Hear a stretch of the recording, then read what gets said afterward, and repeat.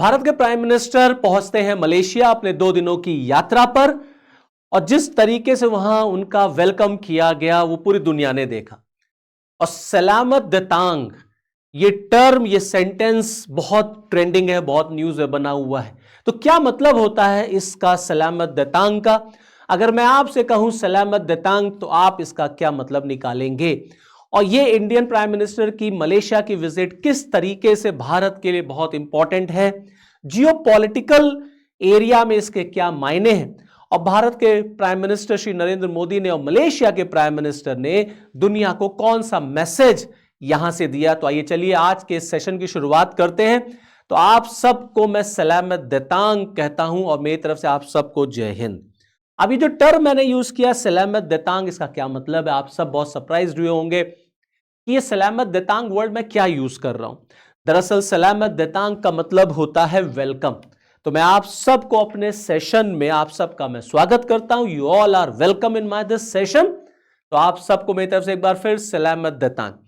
तो पीएम साहब पहुंचते हैं मलेशिया अपने 2 दिनों की यात्रा पर और जिस तरीके से वहां पर भव्य ग्रैंड वेलकम उनका किया गया, तो उनके लिए एक मलेशियन लैंग्वेज में एक वर्ड यूज होता है सलामत देतांग, जिसका मतलब होता है आपका हम स्वागत करते हैं। और पूरी दुनिया ने देखा कि किस तरीके से मलेशिया में, जो कि एक मुस्लिम डोमिनेटेड कंट्री है, वहां पर भारत के प्रधानमंत्री का कितना भव्य, कितना ग्रैंड वेलकम किया गया। क्या नजारा था जब पीएम साहब वहां पहुंचे। पूरी दुनिया ने देखा। भारत के पड़ोसी मुल्क पाकिस्तान में भी बड़ी चर्चा रही इसकी, क्योंकि पाकिस्तान को तो अंदर ही अंदर आग लग रही है कि शहबाज कहीं जाते हैं तो उनके लिए इतना वेलकम तो नहीं होता, और भारत के पीएम कहीं चले जाते हैं तो उनके लिए इतना ग्रैंड वेलकम, वो भी किसी इस्लामिक कंट्री में, किसी मुस्लिम डोमिनेटेड कंट्री में। और भारत के पीएम के साथ कार डिप्लोमेसी आजकल बहुत चल रही है, जिसको देखिए वही कार डिप्लोमेसी कर रहा है। शहबाज और मुनीर तो देखते रह जा रहे, कोई कार डिप्लोमेसी नहीं। हमने देखा पुतिन भारत आए, कार डिप्लोमेसी। हमने देखा ओमान के यूएई के राष्ट्रपति आए, कार डिप्लोमेसी। अभी पीएम साहब हमारे मलेशिया पहुंचे, कार डिप्लोमेसी। पीएम साहब चाइना गए थे एससीओ की मीटिंग करने, वहां पे कार डिप्लोमेसी। तो ये आजकल ये कार डिप्लोमेसी बहुत है। इसके क्या मायने हैं? देखिए, राजनीति में हर एक मूवमेंट का बहुत मतलब होता है, बहुत मतलब होता है इंटरनेशनल रिलेशन में। एक ही कार में जब 2 हेड ऑफ द स्टेट बैठते हैं तो ये फोटो अपने आप में, ये मीटिंग, ये कार शेयरिंग अपने आप में बहुत कुछ कहती है। ये दिखाती है कि आप कितने हमारे नजदीक हैं, आप कितने हमारे लिए वैल्यूएबल हैं। और देखिए, मलेशियन प्राइम मिनिस्टर ने खुद पीएम साहब के लिए कहा कि आप हमारे एक बहुत अच्छे मित्र हैं। भारत के पीएम हैं आप, प्राइम मिनिस्टर अब बाद में है, पहले आप हमारे दोस्त हैं। तो दोस्त कभी 2 अलग अलग गाड़ियों में नहीं चलते, वो एक ही गाड़ी को शेयर करते हैं। कुछ हल्की फुल्की बातें करते हुए जाते हैं और इसी हल्की फुल्की बातों से बहुत बड़ी बड़ी बातें निकल करके आती हैं। इसीलिए आज की राजनीति में, आज के इंटरनेशनल रिलेशन में कार डिप्लोमेसी पे बहुत चर्चा होती है और बहुत ये फ्रूटफुल है। आप देखिए पीएम साहब की विजिट की टाइमिंग, मैं यहां पे टाइमिंग का जिक्र करना चाहूंगा। जानते हैं आप, मलेशिया एक ऐसा देश है जहां अच्छी खासी संख्या में इंडियन डायस्पोरा रहता है, इंडियन ओरिजिन के लोग रहते हैं। दुनिया में दूसरे, मतलब अगर हम देखें कि पूरे वर्ल्ड में सेकेंड लार्जेस्ट इंडियन पॉपुलेशन कहां रहती है, तो वो मलेशिया में ही रहती है। अच्छी खासी संख्या है वहां पर इंडियंस की, इंडियन डायस्पोरा की। और जब पीएम साहब मलेशिया विजिट कर रहे थे तो हिंदुओं का वहां पर एक बड़ा इंपॉर्टेंट फेस्टिवल वहां पे सेलिब्रेट हो रहा था, दैट इज थाईपुसम। ये थाईपुसम फेस्टिवल जो है, ये वहां का बड़ा फेमस फेस्टिवल है जो हिंदू धर्म के लोग सेलिब्रेट करते हैं। और इसी फेस्टिवल वाले दिन पीएम साहब वहां पहुंचते हैं और किस तरीके से उन्होंने वहां इंडियन डायस्पोरा को एड्रेस किया, हम सब ने देखा। वो विजुअल्स आपको मिल जाएंगे, न्यूज चैनल्स वगैरह में वो विजुअल्स दिखाए गए। तमिलियंस, अच्छे खासे तमिलियंस रहते हैं भाई मलेशिया में, और तमिल की मूवी, साउथ इंडिया की फिल्में मलेशिया में बहुत पॉपुलर हैं। पीएम साहब ने यह भी कहा कि तमिल जो है वो इंडिया और मलेशिया को लिंक करता है।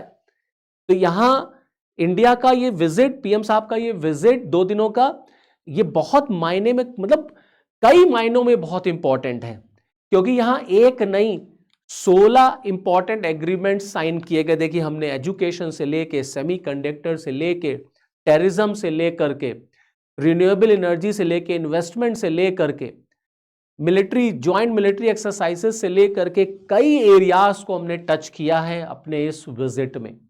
और दोनों हेड ऑफ द स्टेट ने दुनिया को एक मैसेज दे दिया, पाकिस्तान को भी मैसेज दे दिया, अमेरिका को भी दे दिया कि ऐसा है, आतंकवाद पे कोई कॉम्प्रोमाइज नहीं होगा, मिलके लड़ेंगे आतंकवाद से।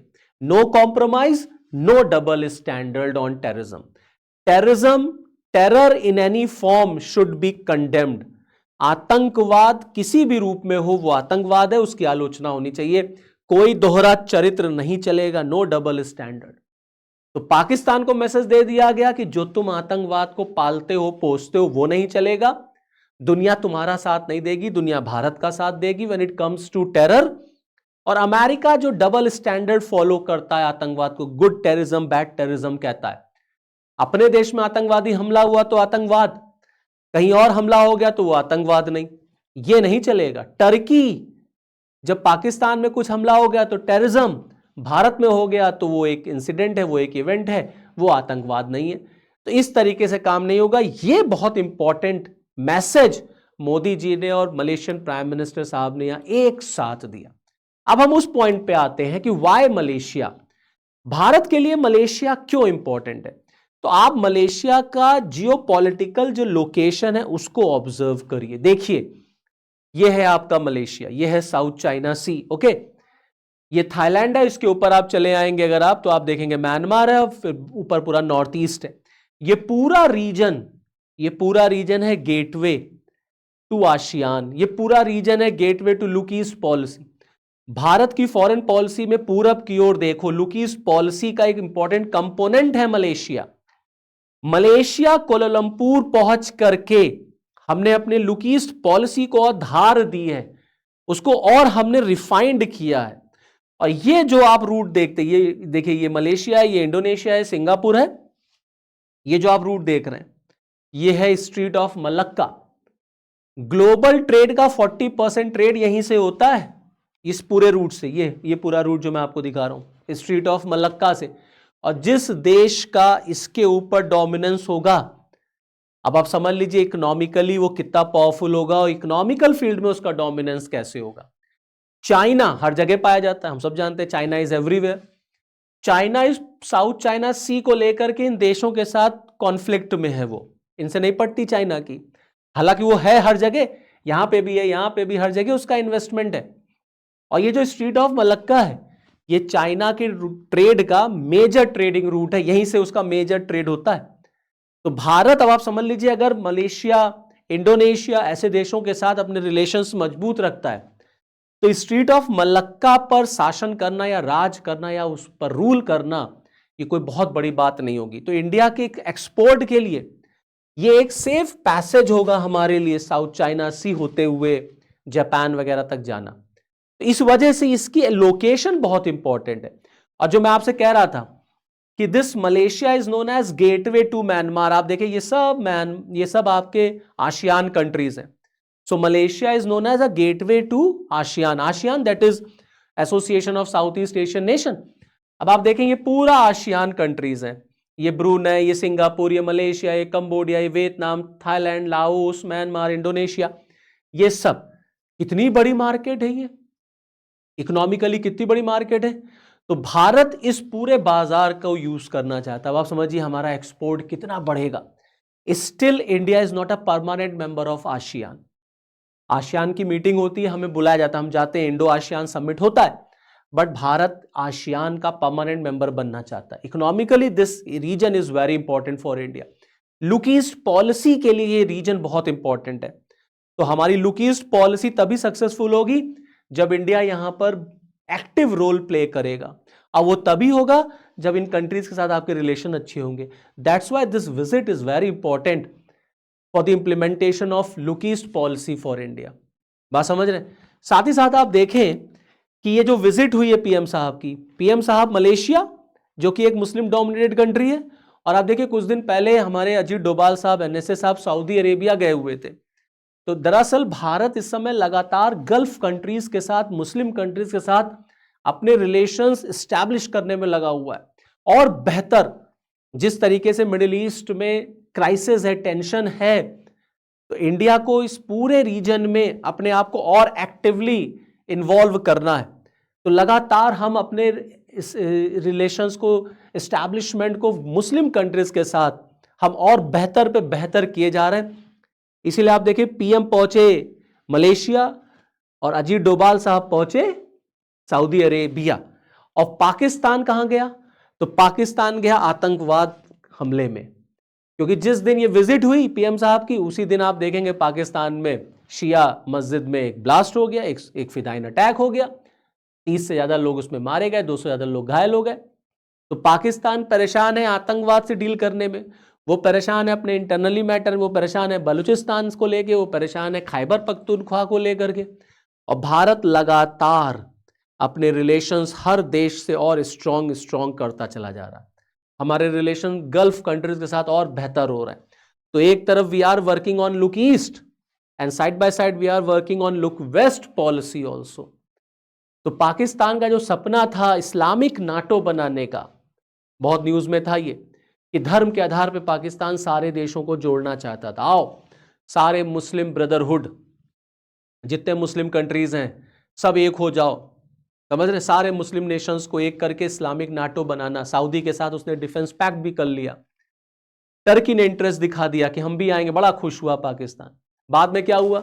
बाद में टर्की ने टाटा बाय बाय कर लिया, कहा नहीं रहने दो, नहीं आना हमको तुम्हारे साथ, क्योंकि धर्म जो है वो दो देशों को कभी नहीं जोड़ सकता, नेशनल इंटरेस्ट जोड़ता है भाई। इंटरनेशनल रिलेशन में धर्म थोड़ी चलता है, नेशनल इंटरेस्ट होना चाहिए, क्या हित है मेरा। तो दुनिया को पता है कि पाकिस्तान के साथ जाकर के कोई हित हमारा पूरा नहीं होगा, सिवाय इसके कि वहां से टेररिज्म भले ही एक्सपोर्ट हो जाएगा तुम्हारे देश में। तो एक तरफ पाकिस्तान आतंकवाद से लड़ रहा है, बलूचिस्तान में लड़ रहा है, बलूच रेबल से लड़ रहा है, इस्लामिक नाटो बनाना चाह रहा था, मुस्लिम नाटो बनाना चाह रहा था, वो भी टूट गया उसका सपना। और भारत लगातार अरब देशों के साथ, मुस्लिम कंट्री के साथ अपने रिलेशन बिल्डअप कर रहा है। आप देखिए अजीत डोभाल साहब सऊदी गए, आप देखिए यूएई के राष्ट्रपति 3 घंटे के लिए ही भारत आए, लेकिन आए। पीएम साहब जॉर्डन और ओमान होके आए, ओमान का हाईएस्ट सिविलियन अवार्ड भी ले आए। पता नहीं कैसे मलेशिया से बच गया, ना मलेशिया का भी हाईएस्ट सिविलियन अवार्ड मिल गया होता मोदी जी को, और फिर मोदी जी मलेशिया चले गए। तो यहाँ हमारे पीएम साहब, हमारे लोग लगातार मुस्लिम कंट्रीज के साथ और बेहतर रिलेशन अपने बिल्डअप कर रहे हैं, क्योंकि उन मुस्लिम कंट्रीज को भी इंडिया से ही फायदा है।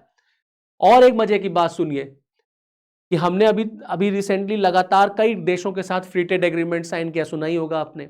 मदर ऑफ ऑल डील्स हमने ईयू के साथ साइन कर लिया। आप देखिए ईयू के साथ साइन की, हमारी यूएई के साथ फ्री ट्रेड एग्रीमेंट है, अभी हमने अमेरिका के साथ free trade agreement, trade deal sign हुई है, फादर ऑफ ऑल डील्स कहा जा रहा है। आप जानते हैं चर्चा ये भी है कि 6 गल्फ नेशंस ये भी इंटरेस्ट शो कर रहे हैं भारत के साथ ट्रेड पैक्ट साइन करने का, फ्री ट्रेड एग्रीमेंट साइन करने का। सऊदी अरेबिया, कतर, कुवैत, तमाम ऐसे देश हैं जो भारत के साथ free trade agreement sign, trade pact sign करने के लिए एकदम व्याकुल हैं, क्यूरियस हैं, ईगरली वेट कर रहे हैं कि इंडिया के साथ कब हो जाए। तो हम देशों के साथ इकोनॉमिकल रिलेशन बिल्डअप कर रहे हैं, हम देशों को धर्म के आधार पे नहीं जोड़ रहे हैं। भारत से किसी को कोई खतरा नहीं है, ये सब जानते हैं, और सबको पता है कि इंडिया के साथ अगर हम एग्रीमेंट करेंगे तो वह एग्रीमेंट हमें फायदा देगा, इतनी बड़ी मार्केट उनको पहुंचाए मिलेगी, इंडिया में वो इन्वेस्ट करेंगे, उनका ब्रांड, उनका एक्सपोर्ट, उनकी मार्केट बढ़ेगी। पाकिस्तान में इन्वेस्ट करके क्या मिलेगा? चाइना ने किया तो है इन्वेस्ट, अमेरिका कर तो रहा है इन्वेस्ट, बलूचिस्तान में देखिए क्या हालत हो गई है। चीन और अमेरिका दोनों परेशान है। तो पीएम साहब की मलेशिया यात्रा से ना पाकिस्तान को रातों को नींद नहीं आ रही, वहां शहबाज शरीफ, वहां आसिम मुनीर की नींद उड़ी हुई है कि हम इस्लाम का झंडा लेकर के आगे बढ़ते हैं, हम सबसे कहते हैं आओ इस्लाम के नाम पर सब एक हो जाओ, मुस्लिम ब्रदरहुडनेस की बातें हम करते हैं, और यहाँ सारे मुस्लिम कंट्रीज जो हैं वो इंडिया के साथ अपने रिलेशन बिल्डअप कर रहे हैं। पीएम साहब मलेशिया देखिए होके चले आए। तो आखिरकार में ये चल क्या रहा है? तो पाकिस्तान को खुद नहीं समझ में आ रहा है, वो बिजी है अपने आतंकवाद से, वो परेशान है अपने आतंकवाद से, इल्ज़ाम लगा रहा है भारत के ऊपर, कह रहा है ये सारी फंडिंग जो टेररिस्ट अटैक हुआ है पाकिस्तान में, सारी फंडिंग इंडिया से आई है, इसके पीछे इंडिया लगा हुआ है। तो एक तरीके से नहीं कहते हैं कि अंधे में तीर चलाना, अंधेरे में तीर चलाना, तो वो अंधेरे में तीर चला रहा है। कहीं लग जाए।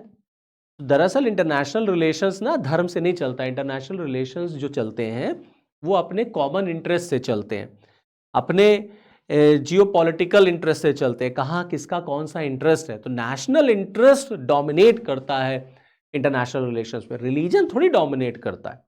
तो पीएम साहब की ये 2 दिनों की यात्रा भारत के पॉइंट ऑफ व्यू से और मलेशिया के भी पॉइंट ऑफ व्यू से बहुत सक्सेसफुल रही और दोनों देशों ने बहुत कंस्ट्रक्टिव यहां पर एग्रीमेंट साइन किए, जिसका रिजल्ट मलेशिया के लिए भी अच्छा होगा, इंडिया के लिए भी अच्छा होगा। So this is all from this video. Next video में आपके साथ फिर मिलूंगा, तब तक के लिए जय हिंद।